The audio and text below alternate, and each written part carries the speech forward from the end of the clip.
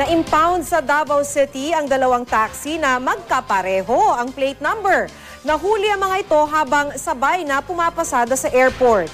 Inamin naman ng may-ari na kolorum ang isang taxi. Makibalita tayo kay Tech Ocampo ng GMA Davao. Parehong LXA 360 ang plate number ng dalawang taxing ito.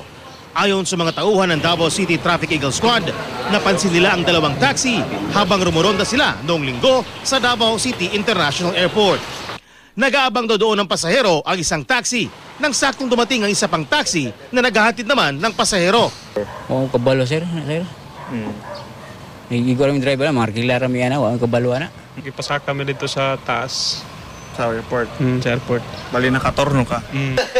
Dinala sa Traffic Management Center ang dalawang taxi na pag-aari ng Easy Drive Company.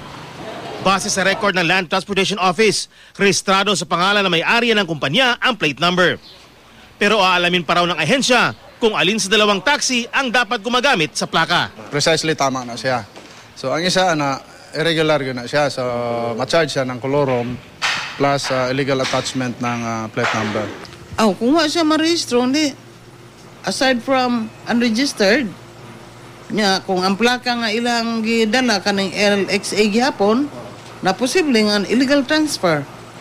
Plus, kung nagmasahiro siya, niya, wala gyud siya klarong prangkisa, kolorom ang labas niya. Kung mapapatunayang kolorom ang isang taxi, pwede magmultang may-ari ng 6,000 piso. 10,000 piso naman ang multa kung mapapatunayang nagkaroon ng illegal transfer ng plate number. Sa panayam ng GMA News Davao, sa may-ari na tumangging humarap sa kamera, inamin niya ang kolorum ang plate number ng isa niyang taxi. Nagawa daw niya ito dahil hinihintay niyang maaprubahan ang prangkisa ng sasakyan. Sisikapin na lang daw ng kumpanya na makakuha ng prangkisa.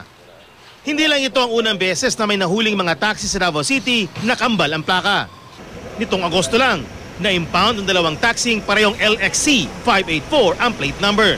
Nahuli rin ang mga ito sa airport.